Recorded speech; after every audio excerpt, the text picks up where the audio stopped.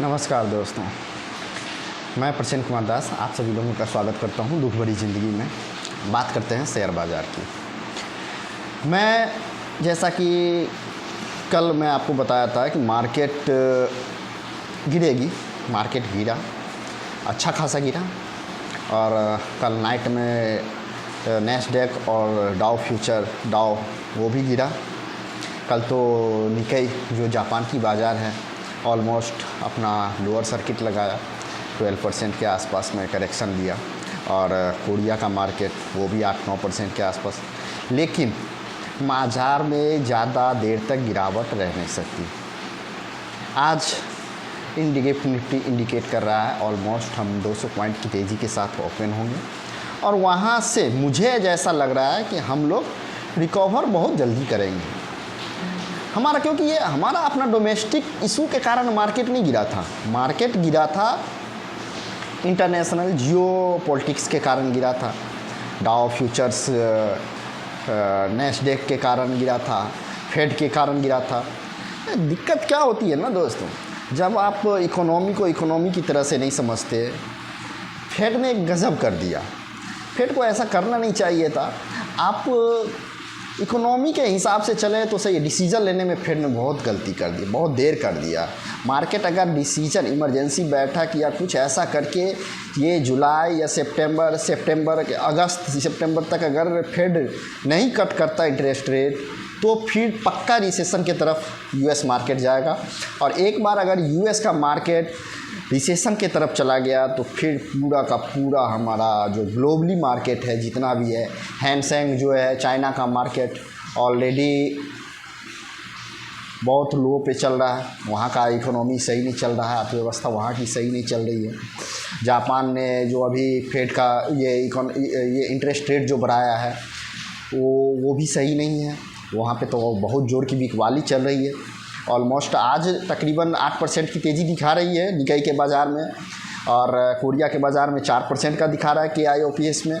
लेकिन अगर फेड का सही डिसीजन नहीं आया तो ऑलमोस्ट यही चलेगा सेल ऑन राइज। जितना भी राइज होगा उस पर सेलिंग आएगा, सेलर्स का बढ़ावा आ जाएगा, बायर्स चले जाएंगे तत्काल जोन में, फिट जोन में।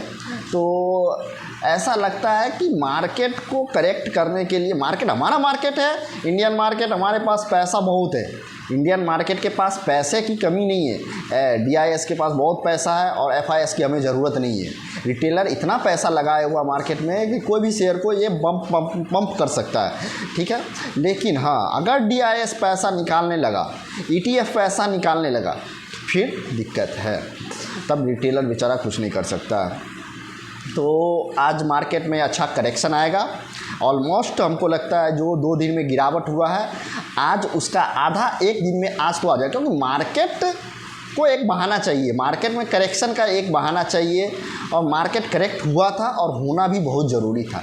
जब तक आप मार्केट में करेक्शन आप नहीं देखोगे तो फिर आपको मज़ा नहीं आएगा ना। औना पौना सब शेयर भागे जा रहा है, जिसको देखो वो पैसा लगाए जा रहा है शेयर मार्केट में। घर का गहना बेच के, दुकान से कर्जा लेके, ज़मीन बेच के सब पैसा लगाया जा रहा है शेयर मार्केट में। और शेयर मार्केट एक ऐसा चीज़ है, समुद्र जैसे अपने अंदर गंदगी नहीं रखता ना। शेयर मार्केट के अंदर भी जो है ना, ये छोटे छोटे जो है, जो ज़मीन बेच के, बीवी का गहना बेच के, सोना बेच के जो शेयर मार्केट में पैसा जो लगा रहा है उसको बर्दाश्त नहीं करता। पैसा शेयर मार्केट उसी को देता है जिसको पैसे की ज़रूरत नहीं है। जो पैसा कमाने के लिए शेयर मार्केट में आ रहा है वो पैसा नहीं कमा सकता है, वो फिर वो लॉस ही कमा के जाएगा। और जिस दिन वो लॉस छोड़ देगा कि अब हम ये लगा के छोड़ दिए, अब हमको इस एक पैसे से कोई मतलब नहीं है, शेयर मार्केट में जो हमने पैसा लगाया है वो पैसा मेरा किसी काम का नहीं है, फिर वो पैसा साल भर के अंदर में डबल होता है। तो हमने तो 7 साल में बहुत कुछ देखा है। कोरोना के टाइम में वो 10% का जो लोअर सर्किट लगता था, हमने वो भी देखा है और बहुत लॉस भी किया है। तो ऐसा नहीं है 1 लाख रुपया का ऑलमोस्ट 2 दिन के अंदर में 16,000 रुपया हो गया था मेरा यस बैंक के अंदर में। 11-12 रुपया का लो लगाया था हमने, तो वो दिन भी देखे हैं यस बैंक के अंदर में। लेकिन क्या है ना, शेयर मार्केट एक ऐसा वो मतलब एक तरह का ऐसा जगह है जिसको जो शेयर मार्केट में आ गया वो छोड़ नहीं पाता, और शेयर मार्केट जिसको बुला लेती है वो शेयर मार्केट नहीं छोड़ती है। दिक्कत ये है कि शेयर मार्केट जो है ना, हमने भी कसम खाया था कि हम अब शेयर मार्केट में नहीं आएंगे, लेकिन शेयर मार्केट छोड़ती नहीं है। ये एक ऐसा चीज़ है, ठीक है, क्योंकि यहाँ पे लिक्विडिटी है। आप किसी भी बिजनेस में आप पैसा लगाओगे, आप वहाँ पे आपको एक सेटअप करना पड़ेगा, एक सेटअप डालना पड़ेगा, आपको सामान चाहिए, लोग चाहिए। यहाँ पे सारा चीज़ व्यवस्था एक प्लेटफॉर्म NSE BSE करके दिए हुआ है। सिर्फ आप पैसा लेके आओ और पेशेंस लेके आओ। पेशेंस और पैसा दो ही चीज़ यहाँ शेयर मार्केट में काम आता है। तो शेयर मार्केट में बस ये दो चीज़ काम आता है, और पैसा आपको झोला भर भर के मिलता है, बोरी के अंदर मिलता है, ठीक है। सिर्फ आपके अंदर पेशेंस होना चाहिए, लेकिन लोग पेशेंस रखते ही नहीं हैं। पेशेंस घर में नहीं रख पाते हैं, तो ये तो खैर शेयर मार्केट है। लोग, आप जब किसी दुकान पे आप दुकान खोलते हो, सपोज डैट मान लो कि आप कोई दुकान खोले, ठीक है, आपको जितना में मिला आपको उतना में ख़रीदना तो है ही, ठीक है, लेकिन यहाँ पे क्या है, आपको यहाँ पे ख़रीदने के लिए भी वेट करना पड़ता है और बेचने के लिए भी वेट करना पड़ता है, लेकिन लोग वेट नहीं कर पाते हैं। वो जब पैसा हाथ में रहता है तो उनको लगता है कि ये शेयर यहाँ पे है, मतलब यही बॉटम है, वो अपने मन से ही उसको बॉटम समझ लेते हैं, लेकिन जबकि वो बॉटम 5% और नीचे होता है, और जब वो शेयर 2% ऊपर जाता है तो वो समझते हैं कि यही हाई है, जबकि शेयर और वहाँ से 25% उसको ऊपर जाना होता है। तो लोग क्या करते हैं ना, जब वही कहावत है ना, जब आप लॉस में जाते हो तो आप इन्वेस्टर बन जाते हो, और जब प्रॉफिट में होते हो तो आप ट्रेडर बन जाते हो। ट्रेडर में आप 1% 2% के लिए आप जैसे शेयर खरीदे और बेच देते हो, और लॉस में रहते हो अगर 10% नीचे भी है, अरे हम तो इन्वेस्टर हैं, हम लॉन्ग टर्म हैं, आज न कल तो वो बराबर हो ही जाएगा, हमको प्रॉफिट में आ ही जाएगा। तो दिक्कत यही है। लेकिन आज का जो मार्केट है, तो आज मेरे तरफ से जो है मैं कुछ स्टॉक्स आज रिकमेंडेड करूँगा।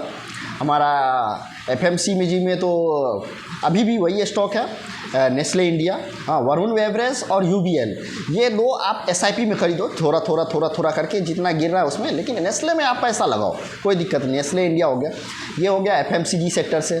अब आज से रिकवर होगा PSU CPSE index. CPSE index के अंदर ऑलमोस्ट 4-5 कंपनी जो है उसका बॉटम बन चुका है, वो अच्छे खासे करेक्शन हो चुके हैं। ऐसे SJVN करके है, REC PFC ये कंपनी है, आप इसमें पैसा लगाओ, पावर एंड एनर्जी सेक्टर में पैसा लगाओ। और PSU में आप Hindustan aeronautics limited HAL, IRFC और RVNL, टीटागढ़ रेलवे, ये 4-5 से 5 कंपनी है PSU में, सरकारी कंपनी है। और हाँ, NMDC मैं आज 2 महीना से इस पे बुलिश हूँ। ये बार 128 से 122 का लो लगाता है, 150 तक जाता है, फिर वो नीचे आता है, 350 तक जाता है, 320 से लगाता है 2 और वो नहीं 220 टू 224 तक जाता है, वहाँ से ये 250 तक जाता है, फिर वो नीचे आता है। लेकिन इसका P रेशियो बहुत फेवरेबल है, रिस्क रिवार्ड इसमें बहुत अच्छा है। NMDC में कमोडिटी का मार्केट है, कमोडिटी है। चाइना अगर थोड़ा भी कंट्रोल में आया और फेड कट रट हुआ, फेड का कट जो है, फेड कट जो है, इंटरेस्ट रेट कट हुआ, तो NMDC में अच्छा खासा आपको कम से कम एटलीस्ट 300 तक का टारगेट आपको मिल सकता है। तो NMDC और PSU कंपनी है, नवरत्न कंपनी है, इंडियन गवर्नमेंट की एक नवरत्न कंपनी है, और पूरे इंडिया में सबसे बड़ा माइनिंग कंपनी है, जो लोहे का जो कच्चा लोहा जो होता है ना, वो उत्पादन करता है। 100% कच्चा लोहा का उत्पादन, फिर नॉन मेटल्स में नॉन फेरस, ठीक है।